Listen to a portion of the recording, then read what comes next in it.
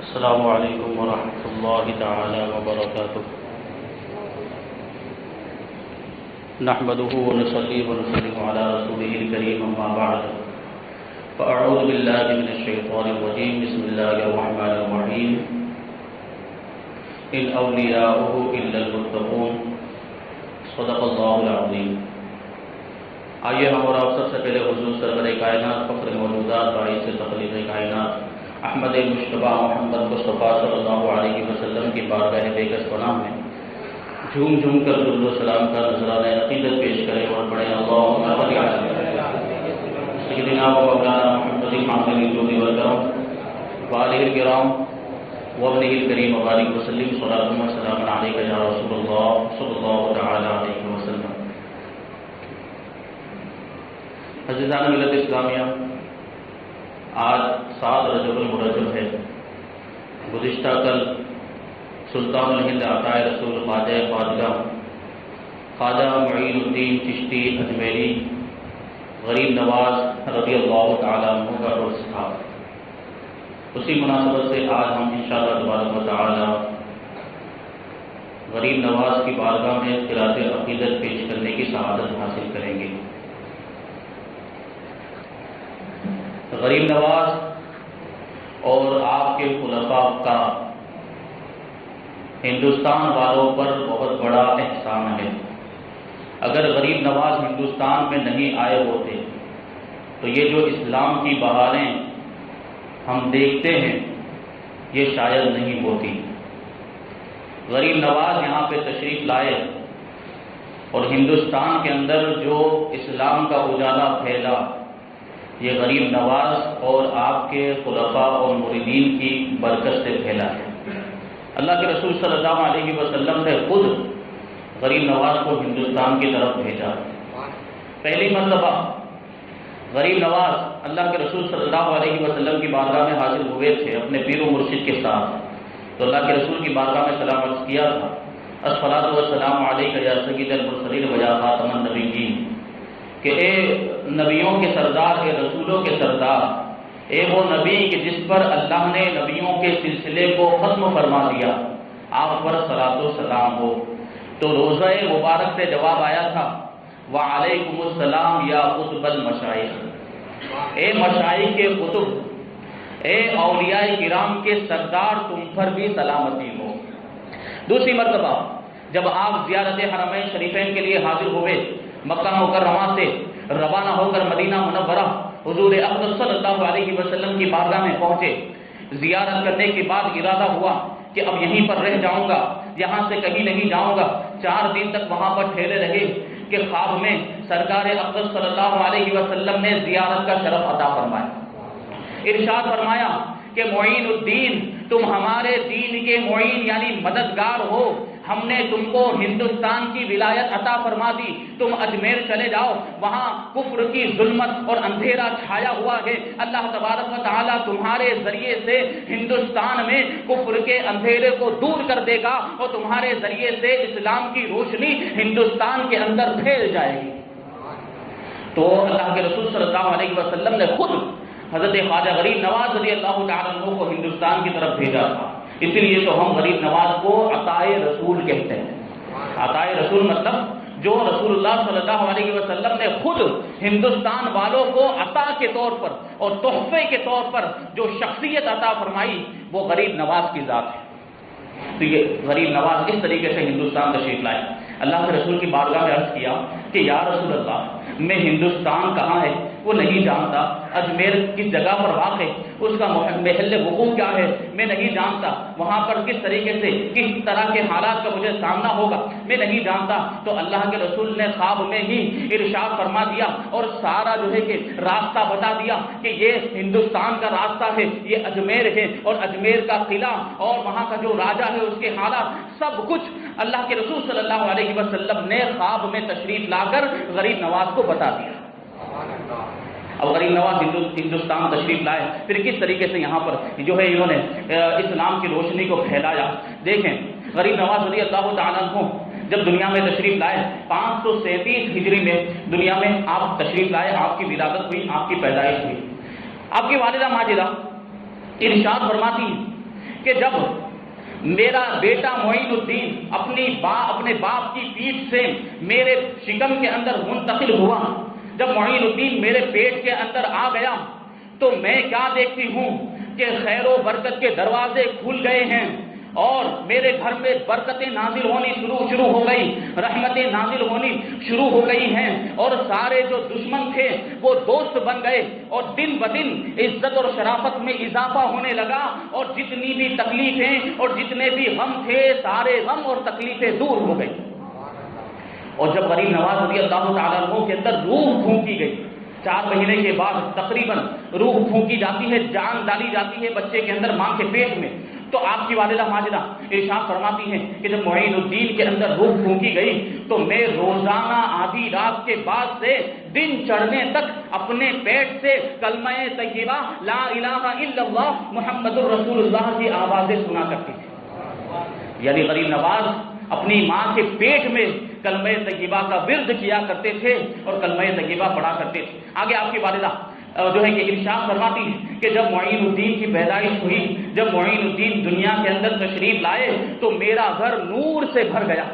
اور میں نے فرشتوں کی جماعتوں کو دیکھا کہ فرشتے تشریف لائے ہوئے ہیں۔ تھوڑی دیر کے بعد کیا ہوا کہ یہ نظارہ آنکھوں سے اوجھل ہو گیا، یہ نور میری نگاہوں سے غائب ہو گیا، تو مجھ پر ہیبت طاری ہو گئی کہ یہ کیا ہو گیا، اچانک یہ روشنی غائب کیسے ہو گئی، اچانک یہ نور کہاں چلا گیا۔ تو غیب سے آواز آئی کہ اے اللہ کی بندی، تجھے پریشان ہونے کی ضرورت نہیں، وہ جو نور تھا وہ ہمارا ہی نور تھا، اور ہم نے وہ اپنا نور تمہارے بیٹے معین الدین کے جسم کے اندر داخل فرما دیا ہے،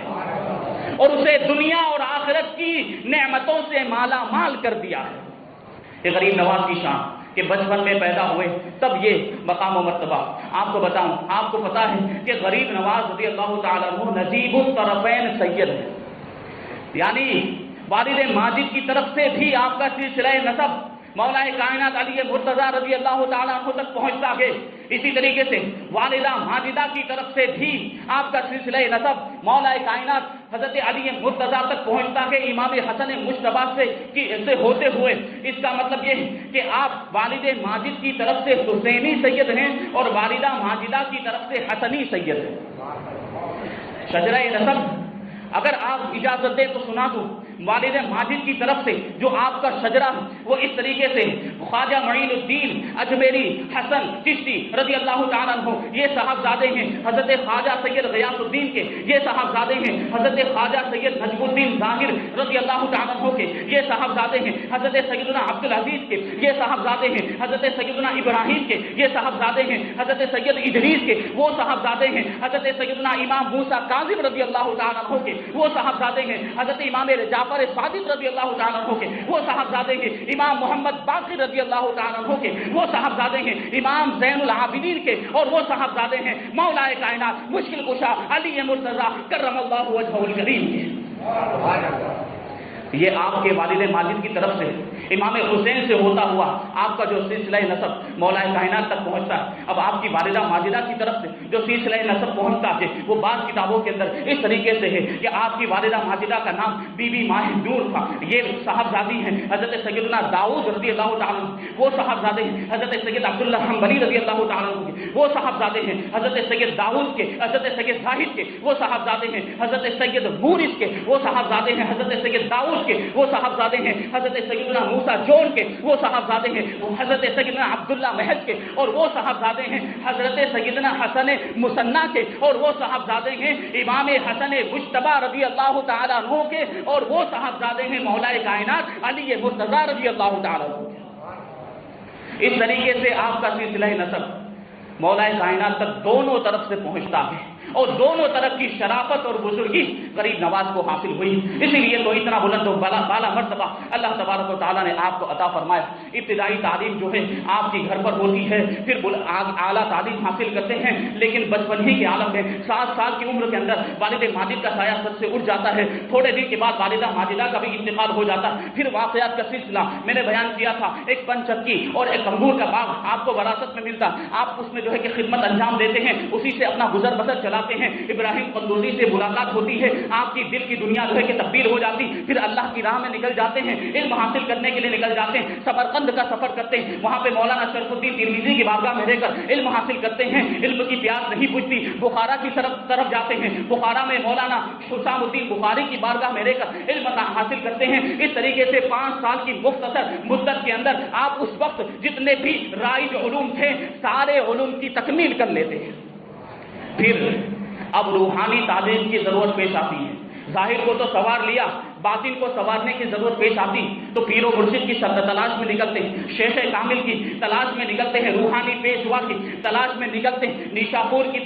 کی طرف روانہ ہوتے ہیں شیخ کامل کی تلاش میں. اب دیکھیں اس سفر کے اندر بہت سارے واقعات پیش آئے اور بہت عجیب و غریب واقعات ایسے پیش آئے جو آپ کی زندگی میں انقلاب پیدا کرنے والے تھے, جو آپ کی زندگی میں نمایاں تبدیلی پیدا کرنے والے تھے. اسی سفر کے اندر 3 بزرگوں سے آپ کی ملاقات ہوئی تھی جن بزرگوں کے حالات کو دیکھ کر آپ کی زندگی میں نمایاں تبدیلی آئی. ایک واقعہ عرض کرتا ہوا چلو, ایک مرتبہ آپ سفر کرتے ہوئے نیشاپور کی طرف جا رہے تھے کہ راستے میں آپ کو 2 لوگ ملے جو بیابان کے اندر بیٹھے ہوئے تھے, جو ویرانے کے اندر بیٹھے ہوئے تھے اور دھوپ میں بیٹھے ہوئے تھے. غریب نواز ان کے قریب گئے, ان کی خیریت دریافت کی اور ارشاد فرمایا کہ تم یہاں پر ویرانے کے اندر ایسی دھوپ میں کیوں بیٹھے ہوئے ہو؟ تو وہ لوگ کہنے لگے اپنے مغموم انداز میں, غمگین انداز میں کہنے لگے کہ ہم دھوپ کی وجہ سے یہاں پر بیٹھے, ہمارے پاس کھانے کے لیے کچھ نہیں ہے. تو غریب نواز نے فوراً اپنے پاس جو کھانا تھا وہ کھانا نکال کر ان کے سامنے رکھ دیا اور پانی کا جو مشکیزہ تھا وہ مشکیزہ ان کو دے دیا. اب یہ لوگ جو ہے کہ بھوکوں اور پیاسے بھیڑیوں کی طرح وہ کھانے کے اوپر ٹوٹ پڑے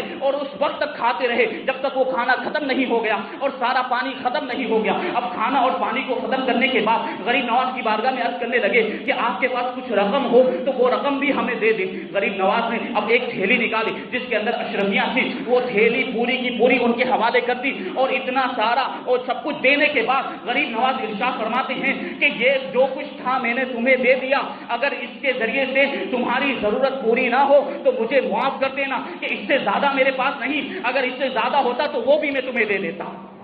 یہ غریب نواز کی غریب نوازی دیکھیں, بچپن کا عالم ہے, 15 سال کی عمر ہے, اس وقت کا یہ ماحول, اس وقت کا یہ عالم, آپ نے وہ سارا کا سارا کھانا پانی اور جو بھی رقم آپ کے پاس تھی وہ سب کچھ ان 2 حضرات کے حوالے کر دیا اور سلام کرنے کے بعد آپ آگے چلنے لگے. اب ان لوگوں کو پریشانی ہوئی کہ یہ کیسا بزرگ تھا, یہ کیسا شخص تھا, آیا سب کچھ دے دیا اور جا رہا. تو وہ دوڑتے ہوئے غریب نواز کی طرف بڑھے اور کہنے لگے کہ آپ کہاں جا رہے ہیں اور آپ کا مقصد کیا ہے, اس سفر سے آپ کا ارادہ کیا ہے؟ تو غریب نواز نے ارشاد فرمایا کہ میں نیشاپور کی طرف جا رہا ہوں اور تعلیم حاصل کرنے کے لیے جا رہا ہوں. تو وہ لوگ کہنے لگے کہ نیشاپور تو قریب نہیں, تقریباً 1 مہینے کا راستہ ہے, آپ کے پاس کچھ بھی نہیں, آپ نے اپنا سب کچھ ہمارے حوالے کر دیا, 1 مہینے کا اتنا طویل راستہ, آپ کس طریقے سے نیشاپور پہنچ پائیں گے؟ آپ کے پاس کھانے کے لیے کچھ نہیں, آپ کے پاس پینے کے لیے پانی نہیں, آپ کے پاس رقم نہیں ہے, آپ کیسے نیشاپور پہنچ پائیں گے؟ تو غریب نواز نے ارشاد فرمایا کہ اللہ بہت بڑا ہے,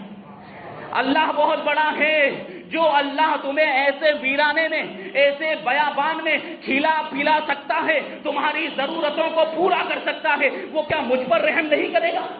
کیا وہ میرا پروردگار نہیں ہے؟ اللہ کے بھروسے پر اب آگے چل گئے, آگے چل پڑے تو وہ لوگ آپ کے قدموں سے لپٹ گئے اور معافی مانگنے لگے غریب نواز کی بارگاہ میں کہ حضور ہمیں معاف کر دیں کہ ہم نے آپ کو دھوکہ دیا ہے, ہم نے آپ کے ساتھ خیانت کی ہے, ہم کوئی جو ہے کہ بھوکے نہیں, ہم تو ڈاکو ہیں, ہم تو راہزن ہیں اور اس طریقے سے ہم نے آپ کے مال کو لوٹ لیا ہے اور جو ہم نے کھانا کھا لیا وہ کھانا تو ہم واپس نہیں کر سکتے. آپ کی صدا کو دیکھ کر ہم کو جو ہے ہماری غلطی کا احساس ہو گیا, آپ نے ہمیں اللہ پر بھروسہ کرنا سکھا دیا ہے, ہم کھانا تو واپس نہیں کر سکتے لیکن یہ جو رقم ہے یہی آپ واپس لے لیجئے. غریب نواز ارشاد فرماتے ہیں کسی کو کوئی چیز دے کر واپس لے لینا یہ اخلاق نبوی کے خلاف ہے. کسی کو کوئی چیز دے کر واپس لے لینا یہ اخلاق نبوی کے خلاف ہے. وہ لوگ ضد کرتے رہے, اصرار کرتے رہے, لیکن غریب نواز نے وہ رقم واپس نہیں لی اور نیشاپور کے راستے پر روانہ ہو گئے. یہ اللہ والوں کی شان, یہ غریب نواز کی غریب نوازی. اب اپنے پیر و مرشد کی بارگاہ میں پہنچے, حضرت خواجہ عثمان ہارونی رضی اللہ تعالیٰ عنہ کی بارگاہ میں, اور پہنچنے کے بعد اپنے پیر و مرشد کے قدموں میں اپنے سر کو رکھ دیا اور مرید بن گئے, حلقہ ارادت میں شامل ہو گئے, بیعت کر لی. وہ بیعت کرنے کا جو پورا واقعہ ہے میں نے گزشتہ سال بیان کیا تھا, اس کو میں چھوڑتے ہوئے آگے بڑھتا ہوں. پھر پیر و مرشد کے ساتھ آپ تقریباً 20 سال تک رہے. یہ غریب نواز کے پیر و مرشد خواجہ عثمان ہارونی رضی اللہ تعالیٰ عنہ کیسی شان و شوکت کے مالک. اب آپ دیکھیں کہ غریب نواز کی جب یہ شان و شوکت ہے تو ان کے پیر و مرشد کی شان و شوکت کیسی ہوگی. ایک واقعہ عرض کروں حضرت خواجہ عثمان ہارونی رضی اللہ تعالیٰ عنہ کا. ایک مرتبہ آپ اپنے قصبے سے یعنی ہارون سے بغداد شریف کی طرف تشریف لے جا رہے تھے. کئی منزلیں طے کرتے ہوئے آپ سفر کر رہے تھے کہ ایک منزل پر آپ نے پڑاؤ کیا, ایک منزل پر آپ ٹھہرے اپنے مریدین کے ساتھ. تو وہاں پر کیا دیکھا کہ آتش پرستوں کی, آپ کی پوجا کرنے والوں کی ایک بہت بڑی جماعت جو آپ کی پوجا کرتے ہیں, ایک قوم ہے بہت بڑی, آپ کی عبادت کیا کرتے ہیں. اور ان لوگوں نے اس آگ کو کئی سالوں سے روشن رکھا. روزانہ 20 گاڑیاں لکڑیوں کی اس آگ کے اندر ڈالی جاتی ہیں تاکہ وہ آگ کبھی بجھنے نہ پائے. اس طریقے سے وہ آگ کو روشن رکھتے ہیں اور اس کی عبادت کیا کرتے ہیں. اب ہوا یہ کہ خواجہ عثمان ہارونی رضی اللہ تعالیٰ عنہ نے وہاں پر پڑاؤ کیا. نماز کا وقت تھا, مصلی بچھا کر نماز میں مشغول ہو گئے. اپنے مرید سے کہا کہ شام کے وقت ہم نے روزہ رکھا ہے, افطاری کا انتظام کرنا ہے, اس کے لیے تھوڑی سی آگ لے کر آؤ. تو آپ کا مرید جاتا ہے, ان آتش پرستوں کے پاس آگ مانگنے کے لیے جاتا ہے اور وہ کہتا ہے کہ مجھے تھوڑی سی آگ دے دو.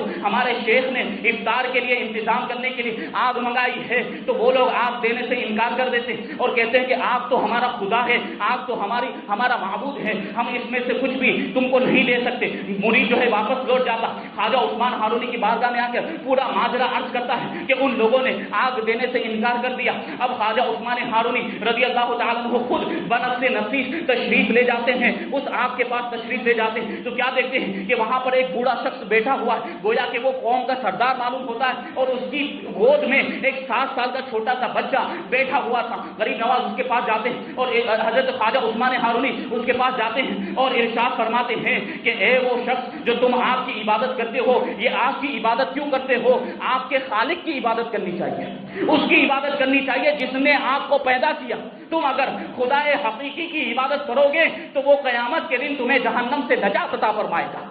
اب وہ شخص کہنے لگا, جو بوڑھا شخص تھا, کہ یہ آگ ہمارا خدا ہے, ہمارے مذہب میں اس کا بہت بڑا مرتبہ ہے, ہم اس کی پوجا اس لیے کرتے ہیں کہ یہ قیامت کے دن ہمیں نہ جلائے, ہمیں جلا نہ سکے, اس لیے ہم اس کی پوجا کرتے ہیں. تو خواجہ عثمان ہارونی ارشاد فرماتے ہیں کہ تم برسوں سے اس کی عبادت کرتے ہو, تم برسوں سے آگ کی پوجا کرتے ہو, تم نے برسوں سے اس کے ساتھ وفاداری کا ثبوت دیا ہے, ذرا تم اس میں اپنا ہاتھ ڈال کے تو دکھاؤ.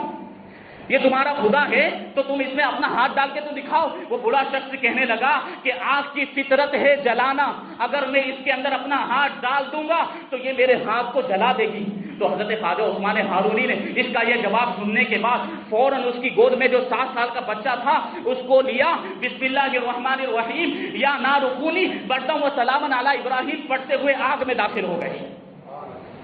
آگ میں داخل ہو گئے. اب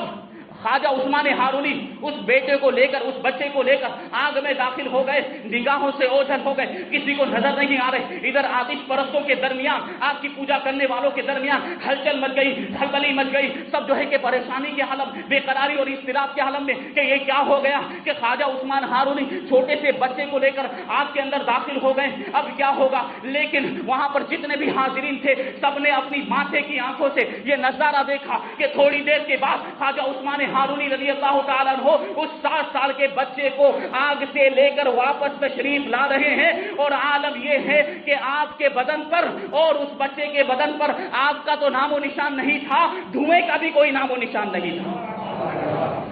یہ خواجہ عثمان ہارونی. اب جب آپ کی یہ کرامت دیکھی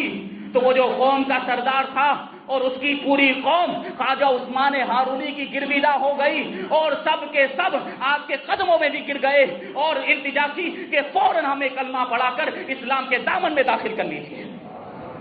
یہ خواجہ عثمان ہارونی رضی اللہ تعالیٰ جو غریب نواز کے پیر و مرشد ہیں. غریب نواز رضی اللہ تعالیٰ عنہ پیر و مرشد کی بارگاہ میں 20 سال رہنے کے بعد پھر ہندوستان کی طرف روانہ ہوتے, بہت سے مقامات کا سفر کرتے ہوئے, سمنقند, بخارا, سبزاوار, اسراباد, اس طرح کے بہت سے علاقوں کا سفر کرتے ہوئے آپ لاہور تشریف لاتے, لاہور سے اجمیر تشریف لاتے ہیں. وہاں پر آپ جو ہے کہ ٹھہرتے ہیں, قیام کرتے ہیں. تو اونٹوں کا واقعہ جو بہت مشہور ہے, آپ نے سنا ہوگا کہ اونٹ بیٹھے ہی رہ جاتے ہیں, یہ ہوتا. پھر آپ پانی آپ کو بند کر دیا جاتا ہے تو وہ انا ساگر کا جو واقعہ کہ انا ساگر ایک مشکیزے کے اندر بھر کے آ جاتا, یہ غریب نواز کی کرامت. پھر جو ہے کہ پرتھوی راج چوہان جو اس وقت کا بادشاہ تھا، جو راجا تھا، وہ جو ہے کہ جوگی جیپال کو لگا دیتا ہے، وہ جادو کے کرشمے دکھاتا ہے، اور اس کا بھی جو پورا واقعہ وہ آپ نے سنا ہوگا بار بار۔ یہ پرتھوی راج چوہان یہ بادشاہ تھا، اس وقت کا ہندوستان کا راجا تھا، اجمیر میں حکومت کیا کرتا تھا، اجمیر میں اس کا قلعہ تھا۔ یہ بہت پریشان ہو گیا کہ یہ فقیر آ گئے، یہ درویش آ گئے ہیں، اور لوگ جوک در جوک ان کے دامن سے وابستہ ہوتے جا رہے ہیں، اور ان کی بارگاہ میں پہنچ کر اسلام کی دولت کو اپناتے ہوئے نظر آ رہے ہیں، مسلمان ہوتے ہوئے نظر آ رہے ہیں۔ وہ بہت زیادہ پریشان ہوا، اور اس نے آخرکار یہ کہا کہ کاش کہ یہ فقیر یہاں سے چلا جائے، کاش کہ یہ درویش یہاں سے چلا جائے۔ آپ کے مریدوں کو یہ بات پتا چل گئی کہ پرتھوی راج چوہان نے یہ بات کہی ہے، آپ تک یہ بات پہنچا دی گئی، تو غریب نواز جلال میں آ گئے اور ارشاد فرمایا کہ پتھورا را زندہ گرفتین و دادین، کہ اس کا نام، اس کا جو لقب تھا پرتھوی راج چوہان کا لقب پتھورا تھا۔ غریب نواز نے ارشاد فرمایا کہ ہم نے پرتھوی راج چوہان کو زندہ پکڑا اور اسلامی لشکر کے حوالے کر دیا۔